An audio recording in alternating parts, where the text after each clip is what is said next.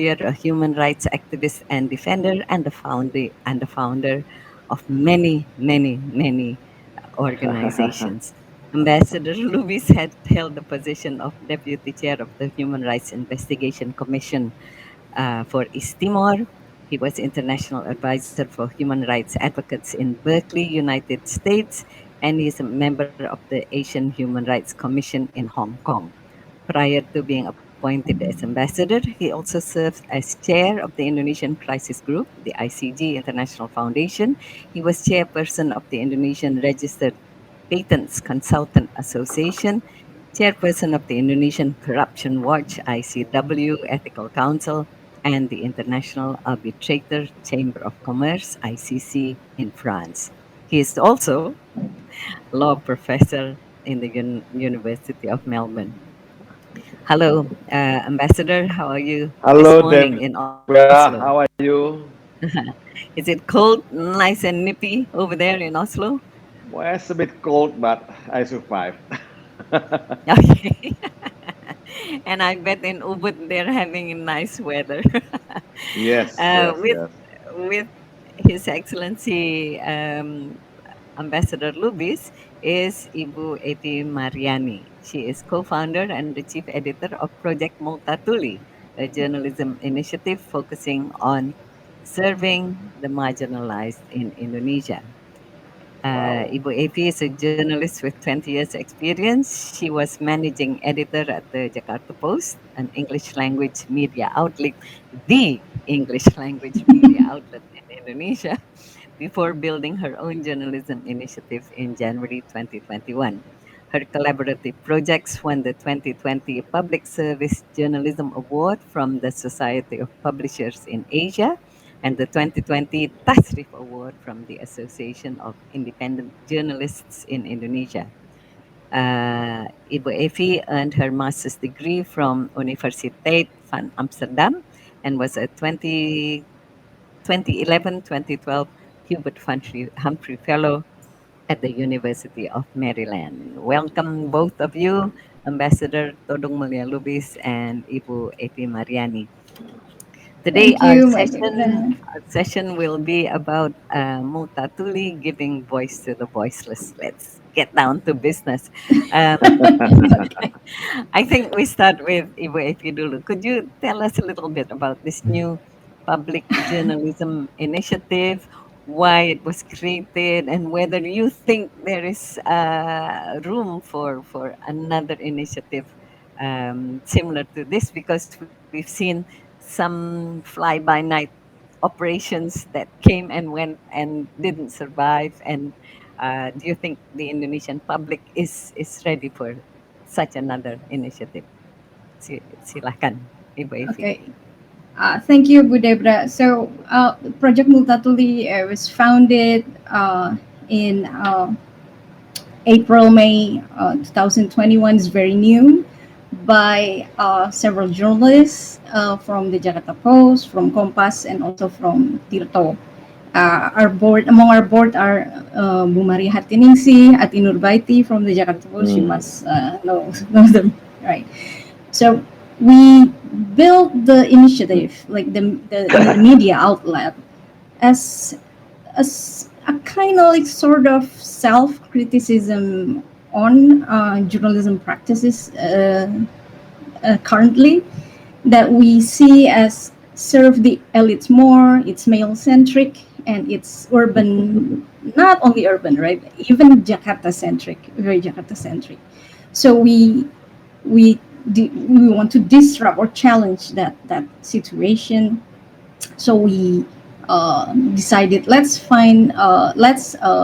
build something that is different, and from early on we declared that we serve the underreported, and we also here to hold power accountable.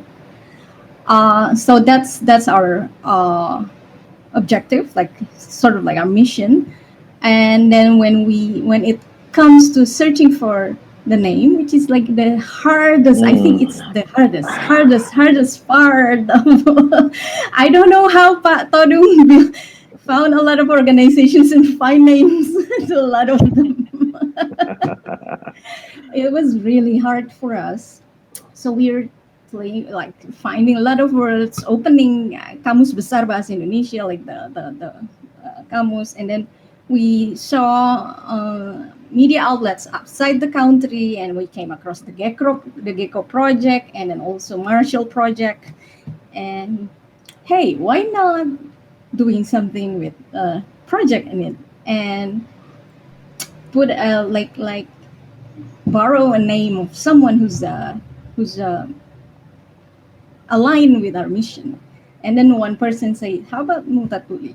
I was like, we were like, okay, even though we fully realize that actually Multatuli is a white male and comes from a very privileged place, right? uh, we realized that, but and then we asked our artist friend Cecil Mariani to design the logo, and she cleverly split the face of Multatuli and make it like a, and she said that it means to deconstruct Multatuli. So it means to open the conversation about Multatuli. That it means that we don't we respect him for what he did. We respect what he wrote. He inspired us, but also I think it's not really, we don't feel the obligation to make him like a worship or making a cult around him. Maybe here it would be good, if maybe for the audience who do not know who Multatuli is, could you give a little background of who and So what he yeah, was, Multat and his original um, name, which wasn't Multatuli at all? Yes, silakan. yeah. So Multatuli is a pen name, right? It's Latin for "I have suffered a lot."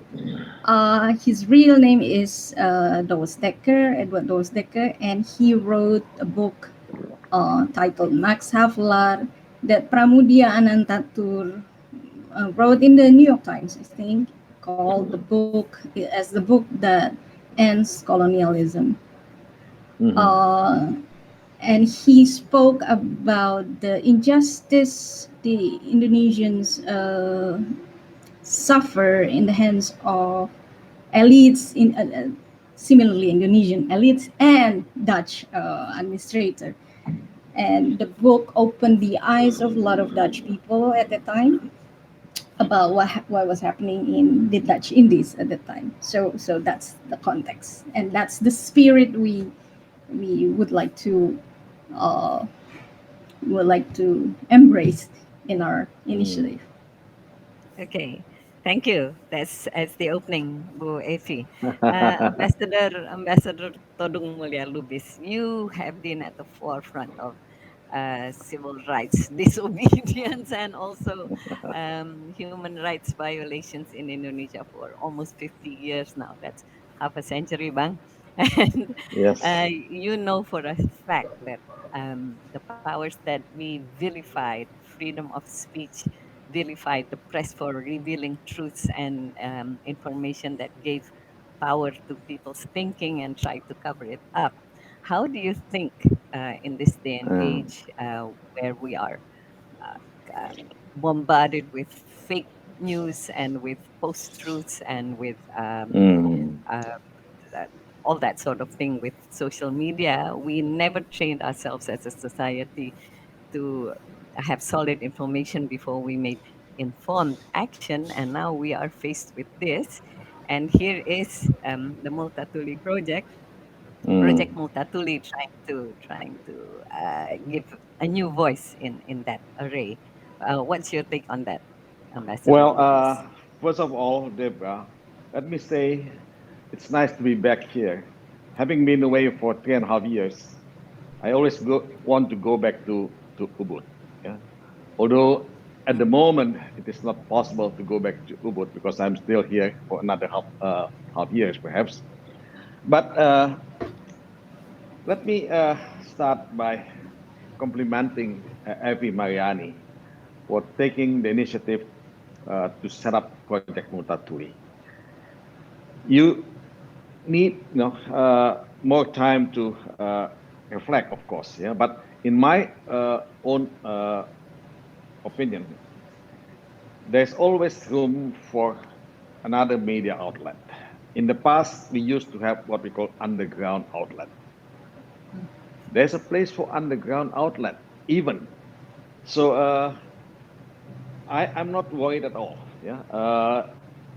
I remember, I don't recall whether Debra joined us at the time when we were taken to Poland, yeah, by George Soros. Yeah, we were introduced to a man who ran very small mini publications. That's what he did for life. But it was not a mainstream media, but it offered alternative news, alternative opinion, alternative report to the public, at large.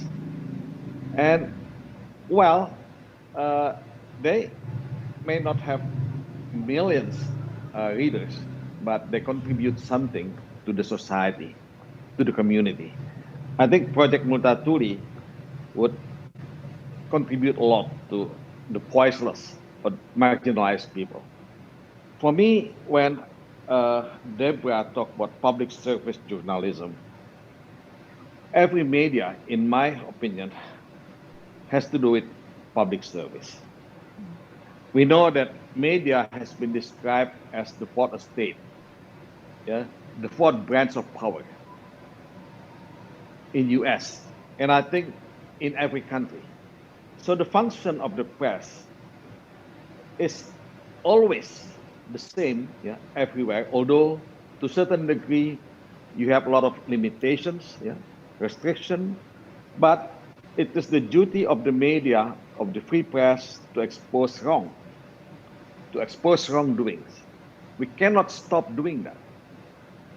What has been published by Pandora, I think you know Pandora, yeah, that has been publicized widely, that is a good thing. That is something that we need to awaken us that corruption is still very endemic, very systemic, very widespread.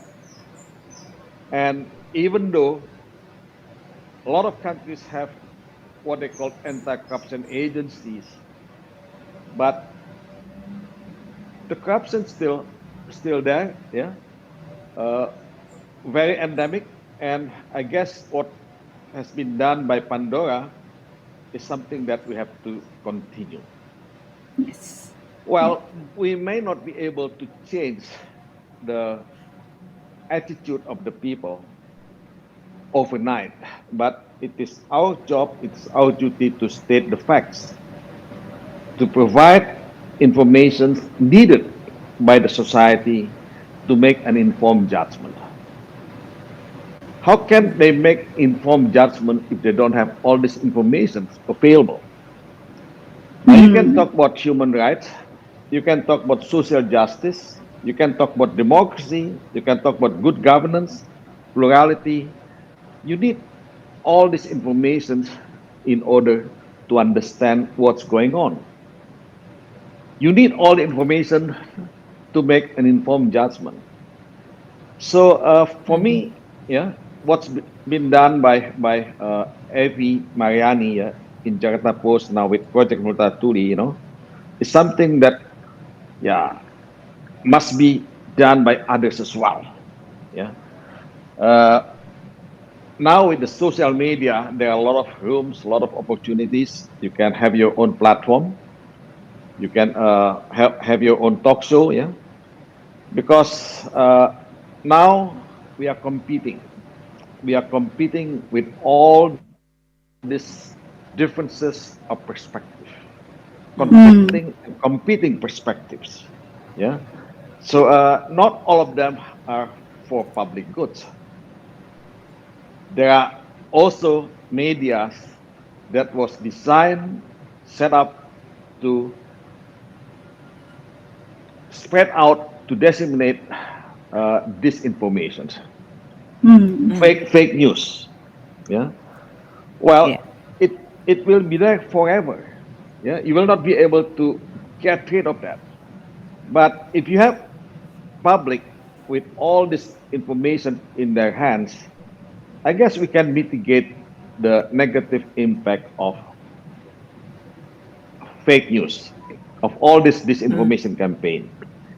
That is what needed. But So that's why this is part of the whole public movement to have freedom of speech, mm, to have freedom of expression, and to also educate all of us, to be responsible, to be accountable to it's what we interesting publish.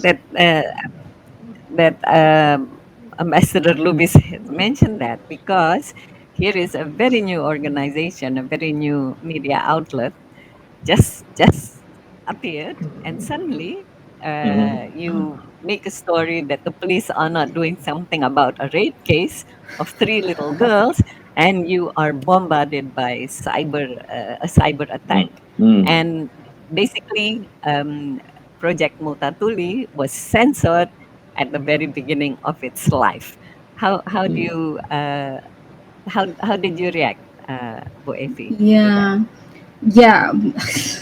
First of all, I would like to emphasize what Bang Taudung said about that journalism is public duty. Yeah, inherently, like without having to say public service journalism. Journalism in itself is actually public service, and a lot of journalists realize that. Yeah, but we Project Multatuli, we say it like out loud, public service Mm. journalism, just to like someone like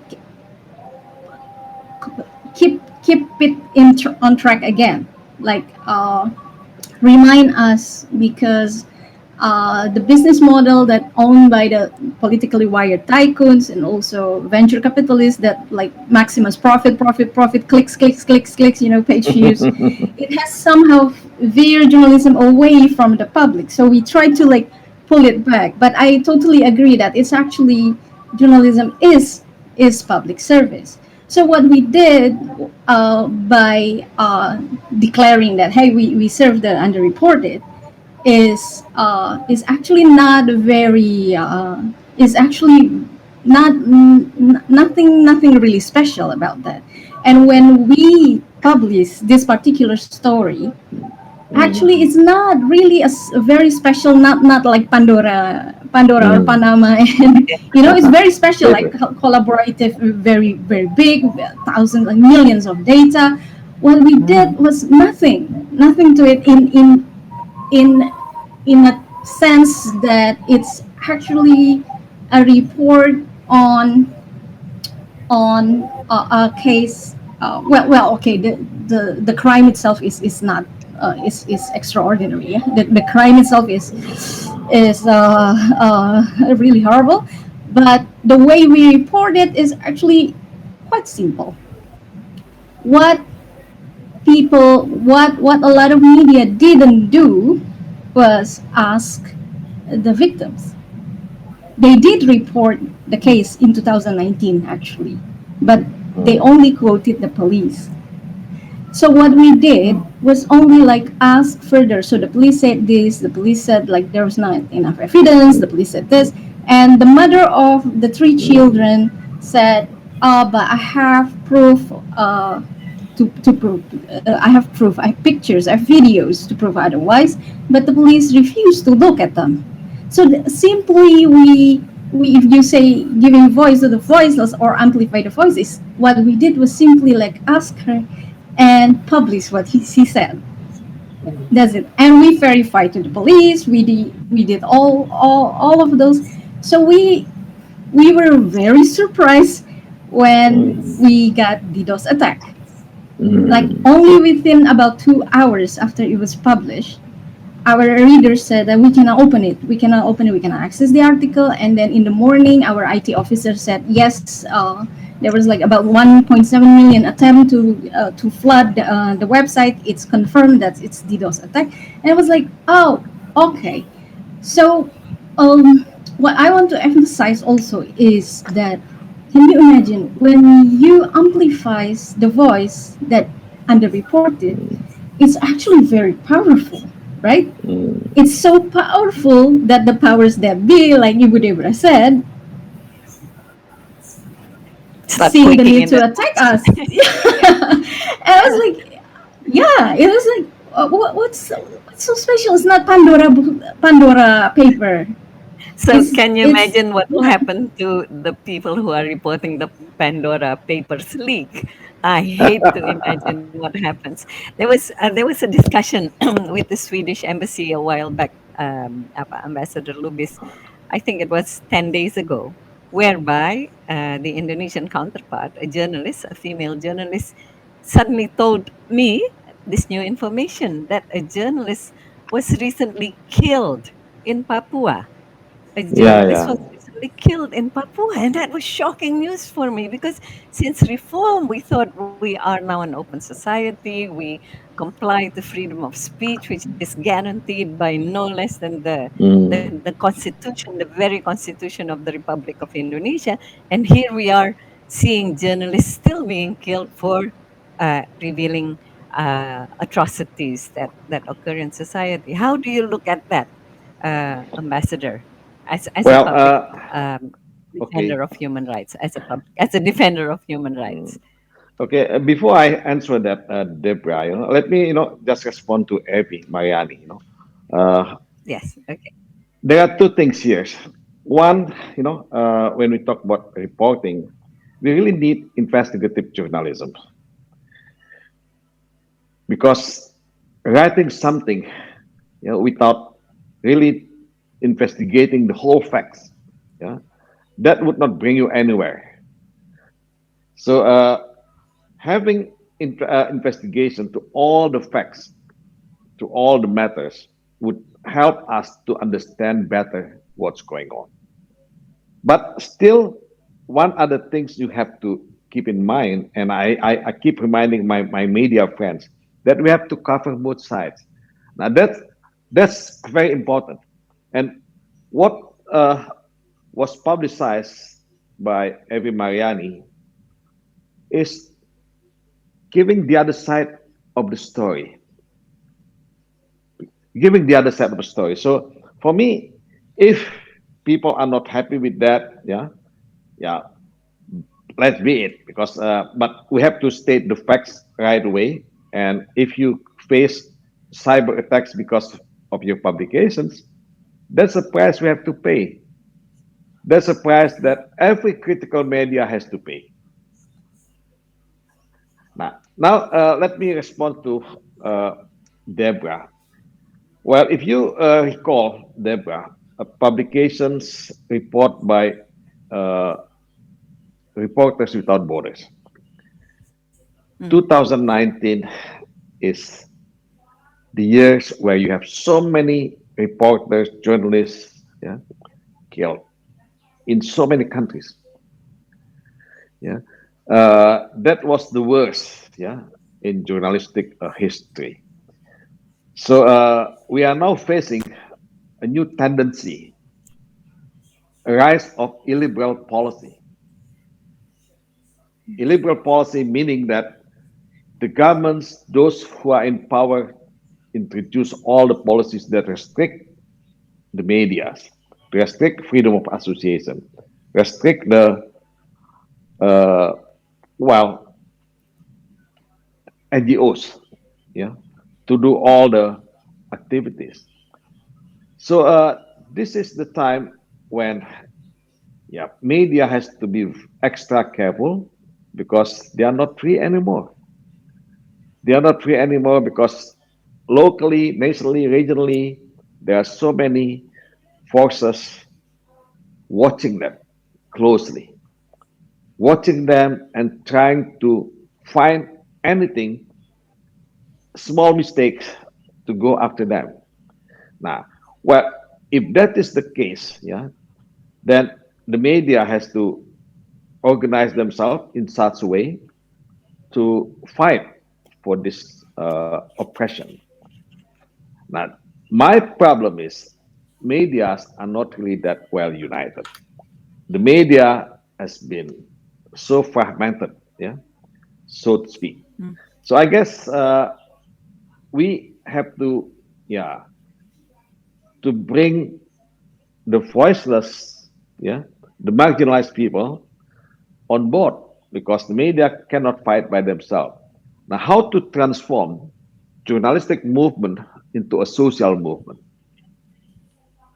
Now, if we can do it, yeah, we can replicate some of the success stories like in South Korea when they succeeded in bringing the former presidents to court, send them to jail because of corruption. But if the anti-corruption or the media, the critical media movement is very urbanized, yeah, elitist, yeah, you will not be able to do it. My dream has always been to transform that into a social movement.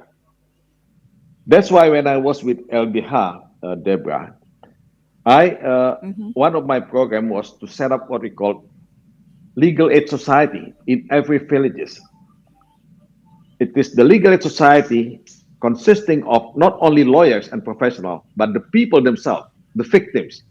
They have to fight. They have to join the fight. They cannot let the professional to fight for them. They have to be part of the fight. So this is something that yeah we have to think more. Yeah, if we are to talk about social media, public media, yeah, public service journalism, as yeah mentioned by Evi Mariani. We need more human right lawyers like you, Pak Todung, to to defend journalists, please. Tapi, Bu Evi, this is what has been most pressing on my mind. The mainstream media was always an organization that had gatekeepers. So news were verified and verified and verified. You couldn't pass through all the gatekeep. You couldn't put in news that was fake because there were at least four steps that you had to pass through. There Mm. was the rapat redaksi. First of all, there was your editor, then Mhm. the editorial board, and then you went to a what's it a language editor, and then you had to pass the final test, which was the meeting, the editorial meeting, the last meeting of the day, and however thick the envelope that you were paid for by the person in the news to gag the news, you still couldn't pass through the editorial Mm. meeting at the end of the day because they were the ones who said yay or nay to any news that was printed. We had a gatekeeper system in mainstream media. Now there is social media where Mm. anybody can jump on a bandwagon, take up a microphone, and say anything they want at any given cost, any opinion, and call it news. I'm thinking about um, a Bupati 10 days ago who put on social media that any of you in Bangkalan and Sumanap who take the vaccination, you will all die. This is a public servant who said that. And so in Bangkalan and Sumanap, there is the lowest rate of vaccination acceptance in the country, 14%, while the rest of the country has already almost reached 80%. Now, this is so irresponsible. How are you, as Project Multatuli, going to navigate in these sort of waters? Fake Mm, news, Mm. post-truths, yeah, people shouting their mouths off for no good reason, irresponsibly, and here you are using a gatekeeper system. You are shouting in the yeah. dark, trying to give a voice of sanity. How do you plan to navigate this, Bu Evi? Yeah, much has changed, right? Debra has been in the Jakarta Post for a long time. The gatekeeping system was at the time like tertib, it was like orderly, and digital Mhm. disruption happened, right? Digital disruption appended all the system, newsrooms trying to find a way to new way to survive, to stay relevant. And then there's this rise of citizen journalism with good or bad. Yeah, I mean there's of course a lot of good things about citizen journalism. So that's digital disruption, right? Where people, where digital sphere is democratized in one way, but also there's no gatekeeping, as you said, right? And there has been information clutter. Mm-hmm. You're totally right about trying to shout in the dark, like maybe not in the dark part. You're trying to shout in the sea of information clutter, trying to, hey, this is an important voice from a community that is marginalized, like religious minority, sexual orientation minority, right? Uh, poor people who lost their lands, for example. Their voices are not heard among this information clutter, right? People tend to like click more on infotainment or sensational content, right? So that's the challenge the journalists today have to face. So that's why we try to not repeat the same mistakes. Like we don't really want to repeat the formula of surviving our media through page views. Once we say that page views is very, very like the first thing that is important and nothing else, it will dumb down your news. It will dumb Yeah. down your news. So what we do is we do slow journalism. Project Multatuli, for example, we only do three articles a week, three Ah. articles a week, and each article is kind of long form and in depth, and it can be edited for days. While other news outlets, I know there are editors who are pressed to edit 15 articles a day, a day. Yeah. So Okay. uh, Yeah. yeah, that's really the challenge, and how to make important things interesting and be heard by others. That's exactly the challenge I think we have to to to uh, to take on. But I would also like to comment on what Bang Todung said about um, that journalists to fragment it as a and making like social movement about that. I totally agree, Bang Todung, with that. I think yes, we have to collaborate more because slow journalism, in-depth journalism, investigative journalism is very costly. So there's no way other than collaborate. So yes, we still do have to compete. Yes, right, to like, you know, to just to keep the adrenaline going, right? But I think like Pandora Panama is a collaborative journalist piece, right?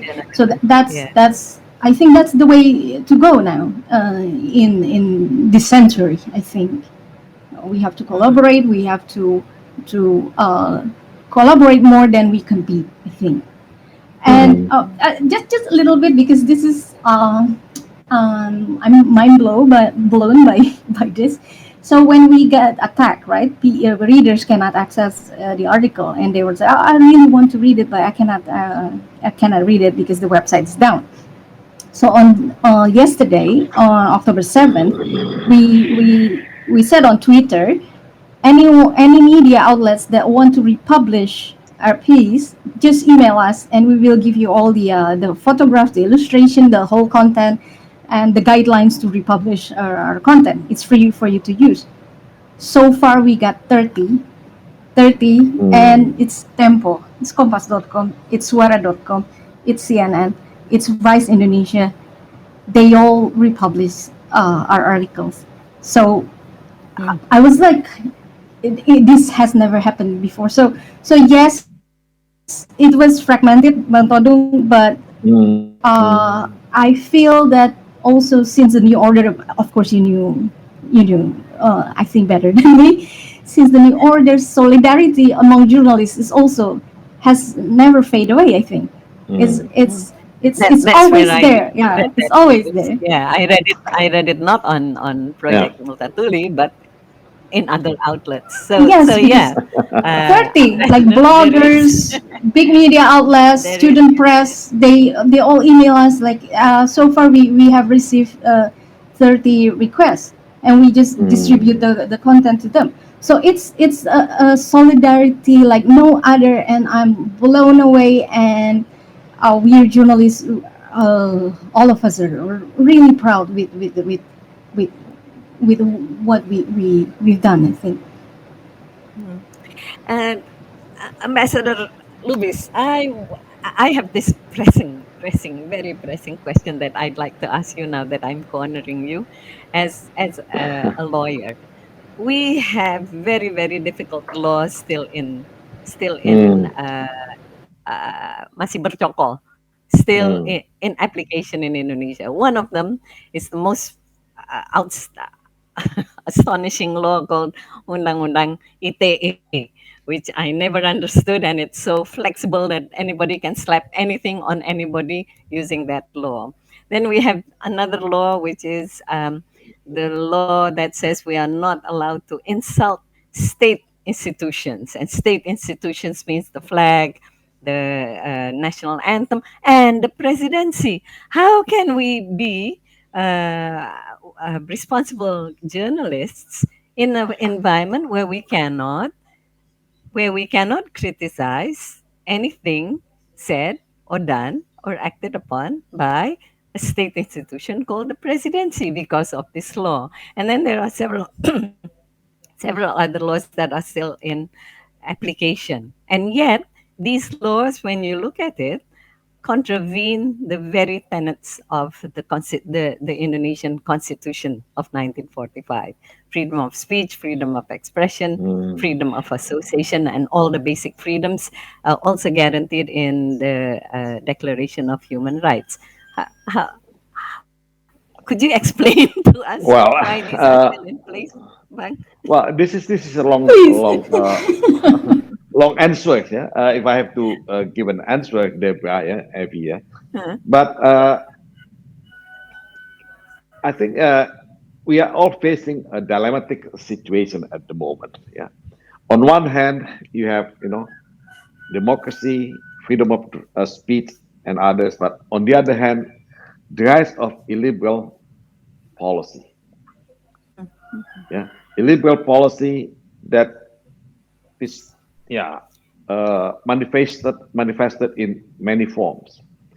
So when Deborah talked about the repressive laws, Undang-Undang ITE, yeah, and then the new draft of criminal code, yeah, that's been Yes, uh, yes. submitted to DPR and deliberated, yeah, in the past. Yeah. Those laws uh, have number of articles that have been actually revoked by the Constitutional Court,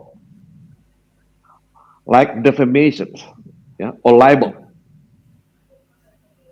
Constitutional Court has already revoked some of the provision in our criminal code, a current, yeah, existing criminal code, that is not any longer applicable because it is against the human rights. It is against the principles of freedom of speech.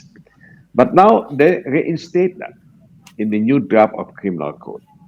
So this is what I call illiberal policy. Illiberal policy that re-emerge, yeah, re-emerge in so many countries.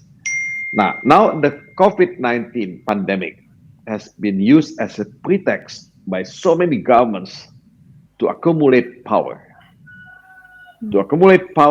and to prolong their power, if possible, to extend, the terms of their presidency. Yeah. So this is what happened in some of the countries in Eastern Europe. Yeah.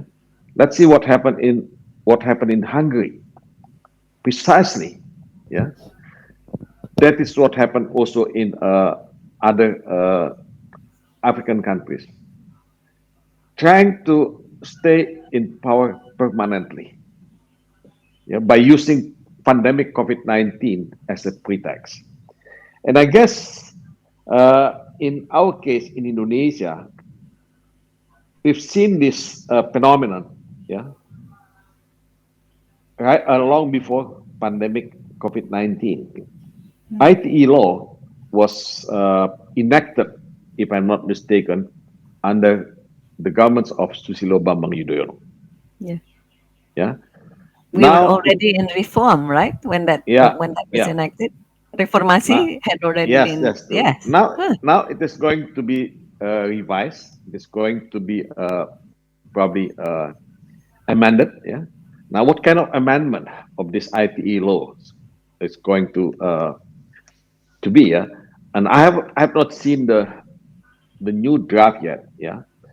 But to me, yeah, it is, yeah, no less than, it's no other than illiberal policy manifestations of governments who are not ready to be, yeah, to be democratic, yeah, to receive criticism from other people. So when you talk about, well, is defamation is or, yeah, or libel toward the state, yeah, toward the flag, yeah, is permissible under the law. Well, I just would like to draw your attention again, Deborah, to the time case against Suharto. The time case against Suharto is a milestone.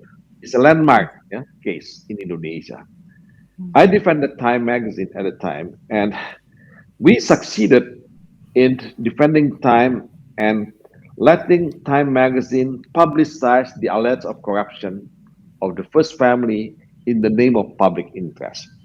If it is in the name of public interest, any reporting is permissible. It's not unlawful. It's not against the law. As long as this is the, the condition. As long as they cover both sides. As long Mm. as they do check and recheck. Yeah. Now, are we having a setback? Yeah, you have to answer that. Are we having a setback now with our media, with our press freedom? Yeah. Well, it is quite obvious. But probably, yeah, we need to probably mobilize more people to talk about this and to do something about this, because I cannot afford to have this, yeah, another setback, yeah, in our history. Hmm. And Ambassador, what do you think? The Pandora Papers, the Pandora Hmm. leak, Hmm. actually named names of people who are in power currently, who are in the top positions in government and in the what's it called, in legislative. And here we are, Ibu Evi and me, ordinary people, looking askance at these people who are doing these things Yeah. Well, covertly, but now it's leaked out. What happens if these illiberal policies have effect on journalists who are trying to unearth these anomalies? What how would we look at it, Juan? If well, the things law has happen that what? we don't want to happen? Okay, the law has what's called presumption of innocence. So someone has to be uh, considered innocent until you have a final and binding decision issued by the court. So what happened with the Pandora? Yeah, that name. Yeah. Well, to me, it is what I call public interest duties to expose, yeah, to disclose the wrongdoing. But again, it has to be based on facts. Yeah, it has to be through all these thorough investigations. Now, are they going to be prosecuted? Maybe, yeah, depending on the law enforcement agencies in each country. But that is the risk that has to be taken by the media. The media cannot Mhm. avoid its responsibilities to expose the truth, to publicize the truth. So I, uh, I support that, yeah, because for me, if we are going to expose corruption, yeah, manipulations, that is something that, yeah, must be done by any media, yeah, with all costs, yeah, with all costs, with all the risks, yeah, that have to be taken, yeah. Uh, that's why decision of this Time magazine is very important, Debra, yeah. Why? Mhm. Because that decision, yeah, there's no definition, uh, there's no crime, in a defamation case if it is against the public figure. So the public figures is a public property. You can see them, you Mhm. can read them, you can access them, yeah. So you can criticize them. So Suharto, yeah, claimed that he has right to take the case to court. Yes, yeah, but uh, it doesn't mean that it cannot be criticized. Yeah. So the media has its own place, in criticizing the public figures. That was really a Mm. landmark a case, yeah, Mang Yeah. Todong, and you were it. you were you were it in that in that situation.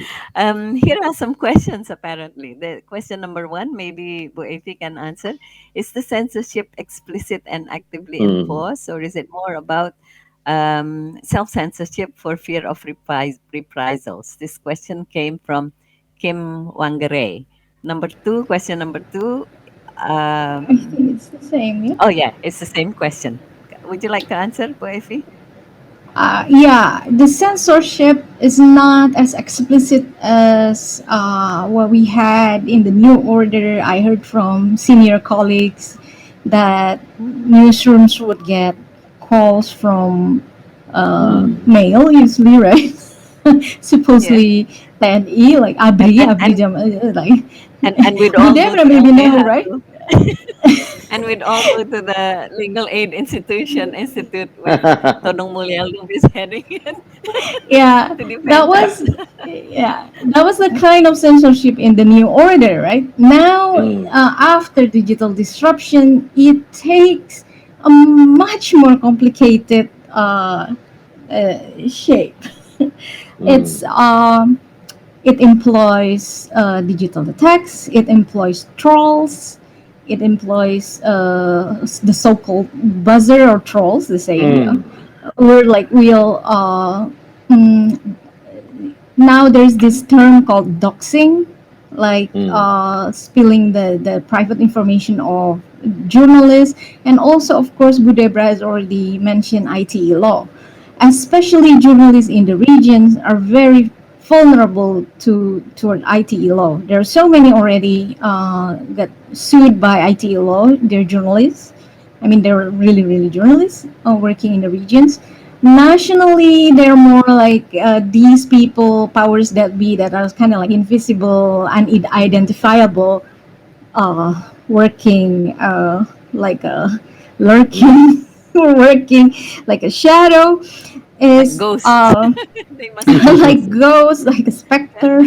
Uh, they're very much some things like what the new order called OTB, organisasi tak berbentuk, like shapeless entities that is scary, really scary for journalists. Even journalists nationally, even journalists working in mainstream legacy media like Kompas, for example, is not immune to uh, attempts of suppression. Like for example, Kompas.id ran a story on oxygen shortage in Yogyakarta months ago, and the Instagram account of the National Police stem hoax on that particular news. It's Kompas. Kompas, not Kompas.com. It's Kompas, like the newspaper, right? So Mm. no one is really immune to that attempt to pressure us to not telling the facts, to not telling the story from the ground. So is it explicit? Maybe yes, but we don't know who do it. It is explicit. It is blatant. It is very rude. but we don't know who's behind it. So I don't know it's explicit actively enforced. Self censorship, yes, of course, it it leads to self censorship, like logically. I mean, Mm. we are fear of being doxxed, right? There's one journalist who is like fact just doing fact checking, and some mob attack her or ordering food, and suddenly his house is flooded by GoFood orders. He has to pay it. Oh my He has to goodness. pay them. So those kind of attacks are like digital attacks, always lurking and threatening journalists. So What are the legal implications in this situation, Ambassador? What would you say? can What we would you sue say those are the, people, those invisible people? How to sue those invisible people? and Well, also if there, the legal implications of this society facing mm, these sort of anomalies? well, if they are invisible, there's no way you can sue them, of course, but you may guess. Yeah. uh, I think it really depends on what you mean by self-censorship. This is another issue that I would like to raise here, because not all self-censorship is bad. Because if you self-censor yourself for the sake of being responsible, I think it is really entirely up to you what to publish and what not to publish. Uh, with regard to the rise of fundamentalism, extreme radicalism in the name of religion, if I were a reporter, I would opt not to publicize all the negative campaign publicized by those people. Because for me, plurality of the society is number one principle that we have to defend, to protect. So self-censorship might be negative, but to certain degree, it has a function in itself. With regard to all the abundant information, news, which are probably more, lot of them are negative, yeah, because social media allow you to publicize everything. How to deal with that? Yeah, do we need a regulatory framework to deal with that? Well, I'm not so certain about that because your experience with ITE law, with the new draft of criminal code, once you put that in the law, that would uh, be a kind of yeah, uh, what do you call it? A weapons that can be used anytime, yeah, by the Mm. authority, Which means yeah. another So setback, right? yeah, Which so will be I'm not, another I'm not, setback. I'm Yeah. not, I don't Uh, incline to have that kind of regulatory framework, established. I do believe that, well, over time there will be equilibrium. Yeah, the medias, the readers, the society at large would come to that state where, yeah, where's the limit. Yeah, but how long does it take? Yeah, there are a number of factors that have to be taken into consideration because it has to do with, yeah, education. It has to do with the welfare of the people. Yeah, it has to do with effective law enforcement. Yeah, for us in Indonesia, that would need quite some time before we come to that stage. But I'm against state intervention. Yeah, because it yes. is very dangerous to invite the intervention of the state. If, yeah, we want to have a fresh freedom. So that could be a closing remark from Ambassador Lubis. What about Uh, you, Bu Efi? Do you have any last remarks? Because apparently time is running very short, and we have mm, 3 minutes left.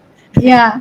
So I would like to go back a little bit to serving to to our experience in serving the underreported, a seemingly innocuous activity that turns out to be to be subversive. I think, surprisingly.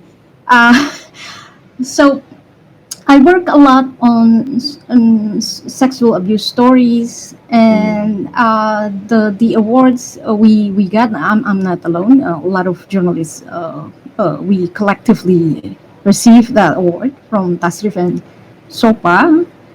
We got the awards for our collaborative works on sexual abuses on campus. And what we did was we amplified the voices that are like hidden in dark corners in universities. They're very afraid of speaking up, uh, and they're very afraid of ITE law. And we, the journalists, also kind of like very worried about ITE law. So a lot of journalists, I think, do self-censorship in that way, bang Todung. In particular, if it's sexual abuse, it's very sensitive. It's very scary for a lot of people.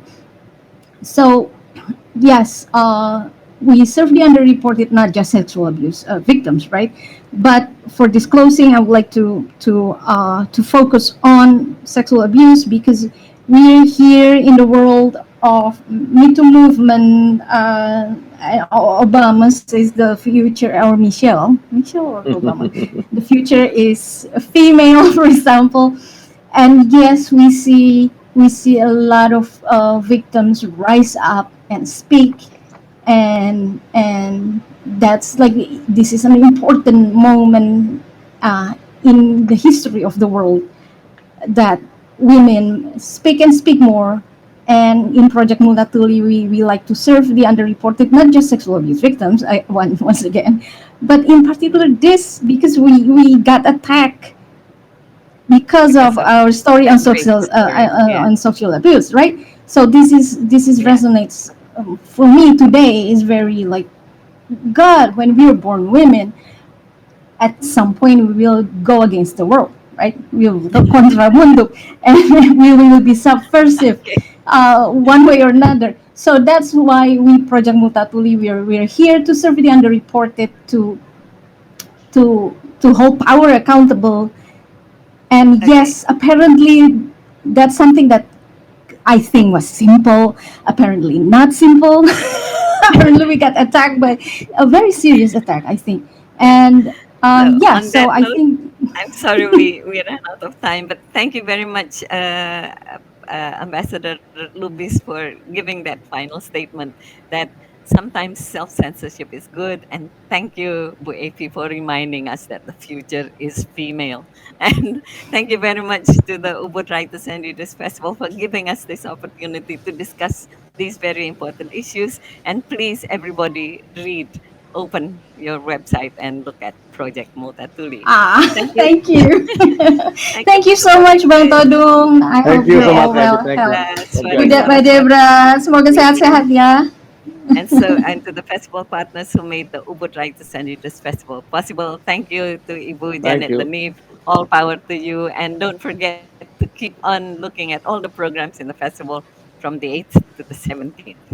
See you. Yeah, thank you, See you. And Thank you, UWRF. everyone. Thank you. Thank you, Ambassador, good, everyone. good Bye. Thank you. afternoon, Bu Bye. Epi. Thank you. Bye bye. Bye bye.